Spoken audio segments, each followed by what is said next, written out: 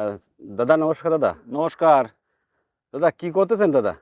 কারকলের এই ইয়ে তুলতেছি, কারকলের এই যে যেটা রুইতে হয় কন্দল কন্দল তুলতেছি। যে আজকে কন্দল কটা মাসে দেবেন? আজকে 4 জনের দেওয়ার কথা, তাই এই কন্দল তুলতেছি, এক জায়গায় করতেছি। এটা সেটা কোথায় যাবে এটা? এটা যাবে, একটা যাবে যশোর, একটা যাবে আপনার কুষ্টিয়া, জি। একটা যাবে খুলনায়। মোট 4 জায়গায় যাবে, 4 জায়গায় ওর থেকে অর্ডার হয়েছে। এই আপনি এই যে খুলনা কুষ্টিয়া যশোর যে যাবে বলছেন, কিভাবে পাঠান আপনি? এ কুরিয়ার দিয়ে পাঠায়, কুরিয়ার দিয়ে। বাহ। আমরা ছত্রাকনাশক দিয়ে আগে প্রসেস করে তারপরে কৃষকের কাছে পৌঁছায় দিই, কারণ কৃষক যদি ক্ষতিগ্রস্ত হয়ে যায় জি সেক্ষেত্রে দুর্নাম হয়ে যাবে, মানুষের ঠকালে হবে না। মনে করেন কৃষক বাঁচবে, আগে কৃষক, জি তারপরে যদি আমার বীজ বেচা চিন্তা ভাবনা পারে। জি। এই কন্দলটা কতদিনের ভিতরে লাগাতে হবে এটা? মনে করেন 5 দিন জার্মিনেশনে থাকলে, হুম মানে আমরা ছত্রাকনাশক দিয়ে হুম। কমপ্লিট করে দেবো। 5 দিন পরের থেকে, মনে করেন তোলার 5 দিন পরের থেকে দিলে তার 5 দিন রুতি পারবে, 6 দিনের মাথায় রুতি পারবে। জি।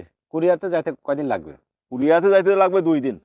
তারপরে যে কৃষক হাতে পার পরই লাগাবে? হাই, এতে কোনো একটা কন্দল কোনো জায়গাতে মিস হবে না, পচবে না, কিচ্ছু হবে না, এমন মেডিসিন আছে। জি। সেই মেডিসিন দিয়ে দেবো, একটা মাল পচলি তার কৈফিয়ত দেবো। কি জাতের কন্দল এটা? এটা হলো যে ভারতীয় জাত, মানে করেন হাইব্রিড গোল্ডেন জাতের কারকল। মণিপুরি কাকরল। এই কারকলটার গুণগত মান হলো, আপনার ভিডিও তো এর আগেও দেখেছেন যে জি কারকলের কি সাইজ, কি মনে করেন কৃষক প্রতারিত হবে না, এতটুকু বলতে পারি। জি। আমিও একজন কৃষক, আর আমার কৃষক বলতে লজ্জা নেই, কারণ আমি কৃষক বা আমি কৃষি কাজকে পছন্দ করি। এই কন্দল পিস কত করে?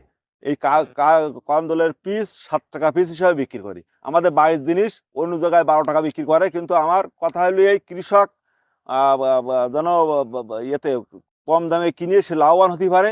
আমার সেই চিন্তা ভাবনায় 7 টাকা পিস বিক্রি করতেছে।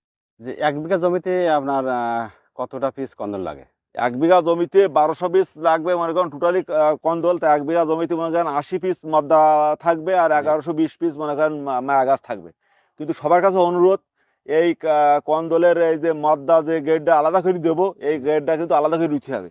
এই যে মায়া মদ্দা যদি ভাজাই দেন, কিন্তু জি। সেই ক্ষেত্রে আমার কোনো দায় থাকবে না, কারণ এই মদ্দা ফুল না ফুললে এই কারকলের কিন্তু কোনো মূল্য নেই। এই জন্য পুরুষ কন্দলটা আলাদা করে বান্ধ করতে, মাচা হ্যাঁ, করে রাখতে, সেটা সম্পূর্ণ আলাদা থাকবে। আলাদা থাকবে। তার থেকে ফুল তুলিলে সমস্ত বানে ছড়াইতে হবে। জমির মধ্যেই থাকবে কিন্তু আলাদা সাইডে থাকবে। আলাদা আলাদা থাকবে। জি। এর মদ্দা মায়া একসাথে করে